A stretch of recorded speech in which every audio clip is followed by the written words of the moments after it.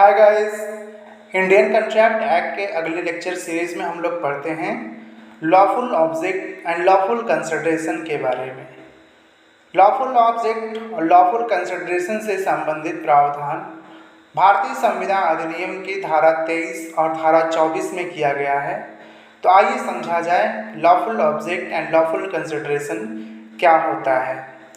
Section 23 पहले हम लोग देखते हैं, जो बात करता है what consideration and objects are lawful and what are not, यानी कि कौन कौन से प्रतिफल और उद्देश्य विधिपूर्ण हैं और कौन से नहीं। तो आइए समझा जाए इंडियन कंट्रैक्ट एक्ट की धारा 23।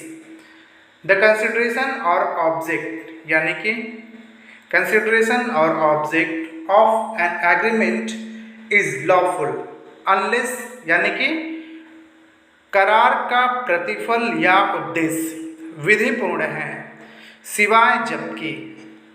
तो देखा जाए कि कब कब जो है वह लॉफुल नहीं माने जाएंगे। पहला है it is forbidden by law, यानी कि ऐसा करार, ऐसा उद्देश्य या प्रतिफल विधि द्वारा निषिद्ध है, फॉरबिडन बाय लॉ है। Is of such nature that if permitted it would defeat the provision of any law, यानी कि उसकी प्रकृति ऐसी है कि यदि उसकी अनुज्ञा दी जाए, उसे स्वीकार किया जाए, तो वह किसी विधि के उपबंधों को विफल कर देगा। अगला है इज फ्रॉडुलेंट, मतलब यदि प्रतिफल या उद्देश्य फ्रॉडुलेंट है, यानी कि कपटपूर्ण है। अगला है involves or implies injury to the person or property of another or the court regard it as immoral और oppose to the public policy, यानी कि उसमें किसी अन्य के शरीर या संपत्ति की क्षति अंतर्वलित है या विवक्षित है, अथवा न्यायालय उसे अनैतिक या लोक नीति के विरुद्ध माने। In each of these cases, the consideration or object of an agreement is said to be unlawful, यानी कि इन हर दशाओं में वह करार का प्रतिफल या उद्देश्य विधि विरुद्ध कहलाता है। हर एक करार जिसका उद्देश्य या प्रतिफल विधि विरुद्ध हो शून्य है, यानी कि every agreement of which the object or consideration is unlawful is void। Illustration के माध्यम से हम लोग समझते हैं, दृष्टांत के माध्यम से। A agrees to sell his house to B for 10,000 rupees. Here B promise to pay the sum of 10,000 rupees is the consideration for A's promise to sell the house, and A's promise to sell the house is the consideration for B's promise to pay the 10,000 rupees. These are the lawful consideration, यानी कि इसमें एक व्यक्ति अपने घर को 10,000 रुपये में बेचने का करार करता है। यहाँ 10,000 रुपये देने का ख का वचन गृह बेचने के क के वचन के लिए प्रतिफल है, और गृह बेचने का क का वचन 10,000 रुपये देने के लिए वचन के लिए प्रतिफल है। अतः यह दोनों तरफ से, एक तरफ से घर बेचने की, दूसरे तरफ से उसके दाम की, तो ये दोनों एक दूसरे के प्रतिफल हैं। ये दोनों विधिपूर्ण प्रतिफल हैं, यानी कि इन्हें न कहीं किसी विधि द्वारा निषिद्ध किया गया है, न तो इनकी प्रकृति ऐसी है कि यदि इन्हें परमिट किया जाए तो किसी विधि के उपबंधों को विफल करेंगे, ना ही ये कपटपूर्ण है, ना ही यह शरीर या संपत्ति के क्षति इसमें शामिल है, और ना ही न्यायालय इन्हें अनैतिक या लोक नीति के विरुद्ध मानता है। तो यह कहा जाएगा कि ऐसे जो प्रतिफल हैं वह विधिपूर्ण हैं, और विधिपूर्ण प्रतिफल हैं तो वैसा एग्रीमेंट इन्फोर्सेबल बाय लॉ होगा। दूसरा इलस्ट्रेशन है A promises to pay B 1,000 rupees at the end of 6 month. 6 month, ये इलस्ट्रेशन है। A promises to pay B 1,000 rupees at the end of 6 month if C who owes that sum to B fails to pay it. B promises to grant time to C accordingly. Here, the promise of each party is the consideration for the promise of the other party and they are lawful consideration. यानी कि दूसरा जो illustration है section 23 का, वह बात करता है कि एक व्यक्ति है यह वचन देता है कि यदि एक व्यक्ति जो ग है जिसे ख को 1000 रुपये देना है उसे देने में असफल रहा, वह नहीं दे पाया, तो ख 6 मास के बीतते ही यानी कि एक दूसरा व्यक्ति उसे 1000 रुपये देगा। ख तदनुसार ग को समय देने का वचन देता है। यहाँ हर एक पक्षकार का वचन दूसरे पक्षकार के लिए प्रतिफल है और ये विधिपूर्ण प्रतिफल है। अगला इलस्ट्रेशन है A promises for certain paid to him by B to make good to B the value of his ship if it is wrecked on a certain verse. Here A's promise is the consideration for B's payment and B payment is the consideration for the A's promise and these are the lawful consideration। यानी कि ख द्वारा उसे दी गई किसी राशि के बदले क यह वचन देता है कि यदि ख का पोत अमुक समुद्र यात्रा में नष्ट हो जाए तो क उसके पोत के मूल्य की प्रतिपूर्ति करेगा, उसे हर्जाना या उसको जो है वह ऐसा कंपनसेशन देगा। यहाँ क का वचन ख के संदाय के लिए प्रतिफल है और ख का संदाय क के लिए प्रतिफल है और ये विधिपूर्ण प्रतिफल है क्योंकि ये ना ही फॉरबिडन बाय लॉ है, ना ही ऐसे हैं जो किसी प्रोविज़न को, लॉ के प्रोविज़न को डिफीट करेंगे, ना ही फ्रॉडुलेंट हैं, ना ही किसी पर्सन और प्रॉपर्टी को कोई इंजरी पहुंचाते हैं, ना ही कोर्ट के द्वारा इन्हें इमोरल और oppose to public policy declare किया गया है। अगला इलस्ट्रेशन है A promises to maintain B's child. A person promises to maintain B child and B promises to pay 1000 rupees yearly for the purpose. Here the promise of each party is the consideration for the promise of each other and they are lawful consideration। ख के बच्चे का भरण पोषण करने का क वचन देता है और ख उस प्रयोजन के लिए क को 1000 रुपये वार्षिक देने का वचन देता है। यहाँ हर एक पक्षकार का वचन दूसरे पक्षकार के वचन के लिए प्रतिफल है, ये विधिपूर्ण प्रतिफल है। ई है A, B and C enter into an agreement for the division among them of gains acquired or to be acquired by them by fraud. The agreement is void as its object is unlawful। यानी कि क, ख और ग 3 व्यक्ति हैं, अपने द्वारा कपट से अर्जित किए गए या किए जाने वाले अभिलाभों के आपस में विभाजन के लिए करार करते हैं। करार शून्य है क्योंकि उसका उद्देश्य विधि विरुद्ध है, क्योंकि वह जो धन अर्जित करके उसे विभाजन करने की बात कर रहे हैं वह लिखा है कि फ्रॉडलेंट तरीके से उसे प्राप्त किया जा रहा है। अगला इलस्ट्रेशन है A promises to obtain B an employment in public service and B promises to pay 1000 rupees to A. The agreement is void as the consideration for it is unlawful। ख एक व्यक्ति है, ख के लिए लोक सेवा में नियोजन अभिप्राप्त करने का वचन कह देता है कि मैं तुम्हें सरकारी नौकरी दिला दूंगा और उस व्यक्ति को 1000 रुपये देने का वचन देता है। यानी कि एक सरकारी नौकरी कोई पब्लिक सर्विस में लगवाता है तो वह कहता है कि मैं लगवा दूंगा, इसके बदले में तुम मुझे 1000 रुपये दो, मैं तुम्हें सरकारी नौकरी दिलवा दूंगा। यह करार शून्य है क्योंकि उसके लिए प्रतिफल जो है वह विधि विरुद्ध है।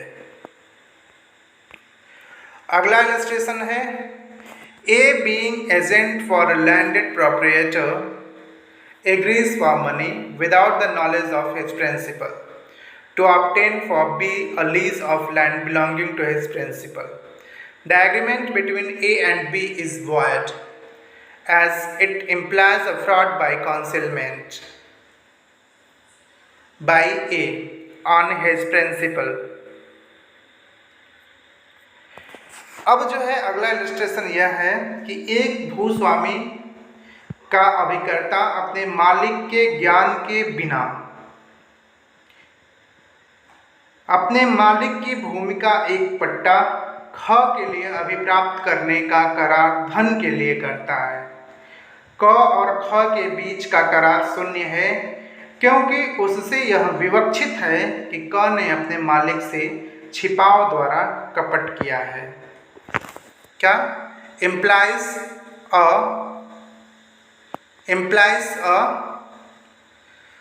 fraud by concealment, ये है implies a fraud by concealment by A on his principal, यानी कि जो उसकी भूमि का उसके द्वारा पट्टा कराया जा रहा है मालिक के अभिकर्ता के द्वारा अपने मालिक को सूचना नहीं दी जा रही है, तो यह कॉन्सिलमेंट है और कॉन्सिलमेंट के माध्यम से फ्रॉड किया गया है। अगला इलस्ट्रेशन है, A promises B to drop the prosecution which he has instituted against B for robbery and B promises to restore the value of the things taken. The agreement is void as its object is unlawful. यानी कि इसमें एक अभियोजन लाया गया था एक व्यक्ति के विरुद्ध जिसमें उसने लूट किया था, लूट कारित किया था।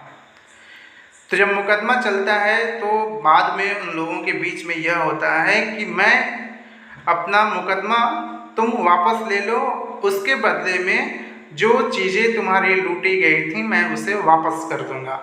यानी कि जिसने मुकदमा दायर किया था उससे वह लुटेरा कहता है कि तुमने जो मेरे ऊपर मुकदमा किया हुआ है तुम उसे वापस ले लो। क उस अभियोजन को जो उसने लूट के बारे में ख के विरुद्ध संस्थित किया है छोड़ देने का ख को वचन देता है और ख दी गई चीज़ों को मूल्य लौटा देने का वचन देता है।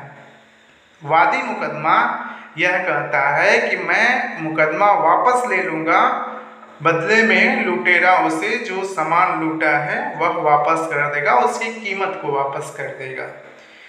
करार शून्य है क्योंकि इसका उद्देश्य विधि विरुद्ध है। The agreement is void as its object is unlawful. अगला इलस्ट्रेशन है, A's estate is sold for arrears of revenue and the provisions of an act of the legislature by which the defaulter is prohibited from purchasing the estate. B, upon understanding with A, becomes the purchaser and agrees to convey the estate to A upon receiving from him the price which B has paid. The agreement is void as it renders the transaction in effect a purchase by the defaulter and would so defeat the object of the law. यानी कि इसमें जो है एक व्यक्ति की संपदा है क की संपदा का राजस्व की बकाया के लिए विक्रय विधान मंडल के एक ऐसे अधिनियम के उपबंध के अधीन किया जाता है जो व्यतिक्रम करने वाले को वह भू संपदा खरीदने से प्रतिषिद्ध करता है। क के साथ बात तय करके ख क्रेता बन जाता है और यह करार करता है कि वह क से वह कीमत मिलने पर जो ख ने दी है वह संपदा क को हस्तांतरित कर देगा। करार शून्य है क्योंकि उसका यह प्रभाव है कि वह संव्यवहार व्यतिक्रम करने वाले द्वारा किया गया क्रय बन जाता है और इस प्रकार उससे विधि का उद्देश्य विफल हो जाएगा। ये कॉन्ट्रैक्ट शून्य होता है। ए हु इज मुख्तार, अगला इलस्ट्रेशन है, ए हु इज मुख्तार promises to exercise his influence as such with B in favor of C, and C promises to pay 1000 rupees to A. The agreement is void because it is immoral. यानी कि क जो ख का मुख्तार है उस असर को जो उस हैसियत में उसका ख पर है ग के पक्ष में प्रयुक्त करने का वचन देता है और क को 1000 रुपये देने का वचन ग देता है। यह करार शून्य है क्योंकि यह अनैतिक है। जो मुख्तार जिसके लिए अपॉइंट हुआ है यह होता है कि वह उसके लिए ही काम करेगा। अगला इलस्ट्रेशन है A agrees to let her daughter to hire B for concubinage. The agreement is void because it is immoral, though the letting may not be punishable under the Indian Penal Code. यानी कि ख अपनी पुत्री को उपपत्नी के रूप में रखे जाने के लिए ख को भाड़े पर देने के लिए करार करता है। करार शून्य है क्योंकि वह अनैतिक है, यद्यपि इस प्रकार भाड़े पर दिया जाना भारतीय दंड संहिता के अधीन दंडनीय न हो। अब हम लोग सेक्शन 24 देखते हैं इंडियन कॉन्ट्रैक्ट एक्ट का, जो बात करता है agreement void if consideration and objects are unlawful in part. यानी कि सेक्शन 24 बात करता है कि यदि प्रतिफल और उद्देश्य भागतः विधि विरुद्ध हों तो करार शून्य होंगे। If any part of a single consideration for one और मोर object or anyone or any part of any one of several consideration for a single object in unlawful, the agreement is void।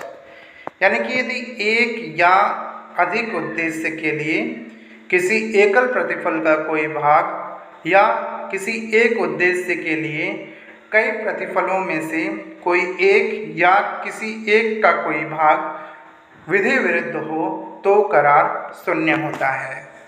Illustration के माध्यम से हम लोग समझते हैं इसे। A promises to superintend on behalf of B a legal manufacturer of indigo and an illegal traffic in other articles. B promises to pay a salary of 10,000 rupees a year. The agreement is void. The object of A's promise and the consideration for B's promise being in part unlawful। यानी कि क एक व्यक्ति है, नील के वैध विनिर्माण का और अन्य वस्तुओं में अवैध दुर्व्यापार का ख की ओर से अधीक्षण करने का वचन देता है। ख 10,000 रुपये वार्षिक सैलरी के लिए वचन देता है। यह करार इस कारण शून्य है कि क के वचन का उद्देश्य और ख के वचन के लिए प्रतिफल भागतः विधि विरुद्ध हैं, क्योंकि उसमें illegal traffic in other articles का भी है, यानी कि अन्य वस्तुओं में अवैध दुर्व्यापार की भी संविदा है, इसलिए यह पार्टली अवैध होने के नाते शून्य है। केस लॉ के माध्यम से हम लोग समझते हैं इसे। फतेह सिंह वर्सेस सांवल सिंह का केस है, तो आइए देखते हैं कि फतेह सिंह वर्सेस सांवल सिंह के केस में क्या हुआ था। इस वाद में भारतीय दंड प्रक्रिया संहिता के अंतर्गत अभियुक्त को 5,000 रुपये की जमानत देने का निर्देश दिया गया था। जो अभियुक्त है उसको जब जमानत हुई तो इसमें जमानत की शर्त यह थी कि वह 5,000 के जमानतदार देगा। अभियुक्त प्रतिवादी को 5,000 रुपया देकर उसे जमानत देने के लिए राजी कर लेता है।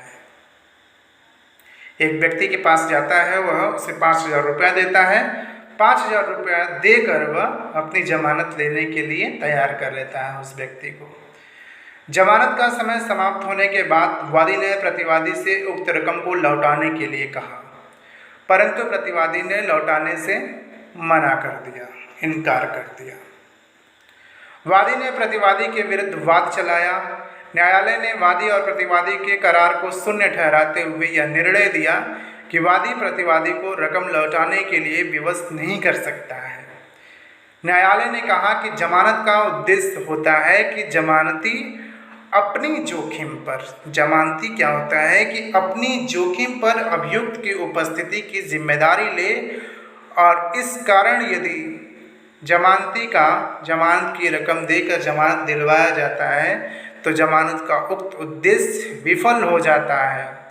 इस प्रकार उक्त करार को लागू करने पर भारतीय दंड प्रक्रिया संहिता के उक्त उपबंध विफल हो जाते हैं, इसलिए वह पैसा पाने का हकदार नहीं है, वह संविदा शून्य है।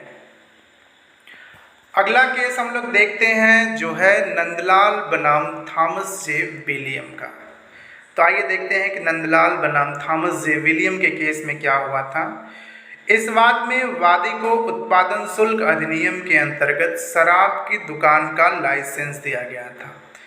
अधिनियम के अंतर्गत लाइसेंस का अंतरण तथा उसे चलाने हेतु साझेदारी का निर्माण वर्जित था, परंतु वादी ने प्रतिवादी को अपना साझेदार बना दिया। साझेदारी वर्जित की गई थी, लेकिन उसके द्वारा बाद में लाइसेंस लेने के बाद साझेदारी बना ली जाती है, साझेदारी कर ले जाती है। न्यायालय ने इस साझेदारी को शून्य ठहराया। जिस करार की प्रकृति ऐसी है कि यदि उसे लागू करने की अनुमति प्रदान कर दी जाए तो वह किसी विधि के उपबंधों को विफल कर देगा, तो वह करार शून्य होगा। विधि शब्द के अंतर्गत वे सभी विधियां सम्मिलित हैं जो भारत में प्रवर्तनीय हैं, और इसमें व्यक्तिगत विधियां जैसे हिंदू विधि, मुस्लिम विधि भी सम्मिलित है। अगला केस हम लोग देखते हैं जो है मणिराम वर्सेस पुरुषोत्तम लाल। तो आइए देखते हैं कि मणिराम वर्सेस पुरुषोत्तम लाल के केस में क्या हुआ था।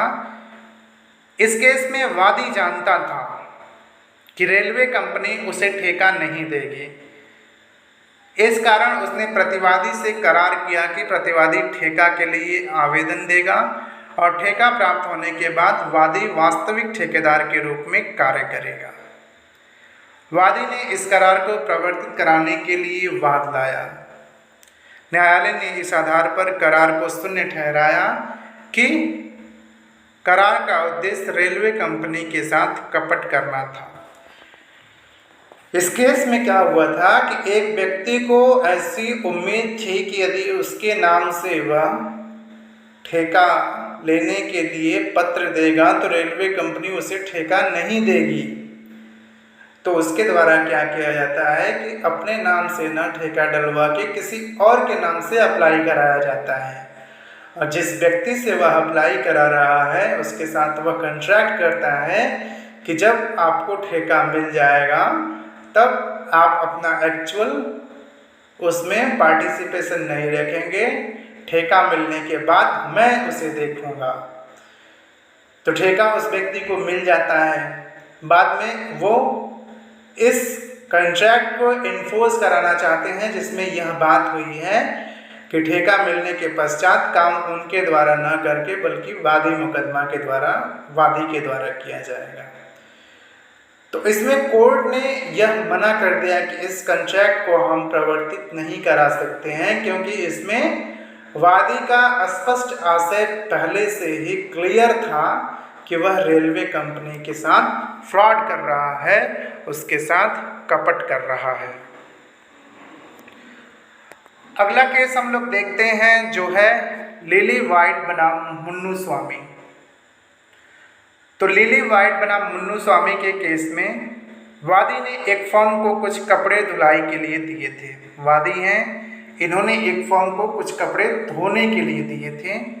वादी को फर्म ने एक रसीद दिया जिस पर यह शर्त छपी हुई थी कि कपड़े के खो जाने पर ग्राहक को कपड़े के बाजार मूल्य का 50% दाम फर्म के द्वारा दिया जाएगा। वादी ने जो कपड़ा फर्म को धुलाई के लिए दिया था वह फर्म से खो गया। वादी ने कपड़े के पूरे मूल्य का दावा किया, जबकि फर्म ने उक्त शर्त के अनुसार कपड़े के बाजार मूल्य का केवल 50% देने को कहा। न्यायालय ने उक्त शर्त को लोक नीति के विरुद्ध बताते हुए शून्य ठहराया। इस प्रकार न्यायालय ने उक्त शर्त को लोक नीति के विरुद्ध होने के कारण अप्रवर्तनीय निर्णय दिया उसमें कि यह अनएनफोर्सेबल है, यानी कि जो कोई फॉर्म ऐसा कह रहा है कि किसी व्यक्ति का कपड़ा हमारे यहाँ से खो जाता है तो उस कपड़े के बाजार मूल्य का हम 50% अदा करेंगे। तो क्यों भाई 50% क्यों? कपड़ा तो उसका पूरा हो रहा है, तो आधा दाम क्यों? उसमें उसकी क्या गलती है? इसलिए इस शर्त को कोर्ट ने लोक नीति के विरुद्ध ठहराया और यह कहा कि यह संविदा, यह शर्त जो है वह विधिक नहीं है, वैधानिक नहीं है। तो ये हम लोगों ने पढ़ा lawful object and lawful consideration. तो बहुत बहुत दोस्तों आप सबको धन्यवाद।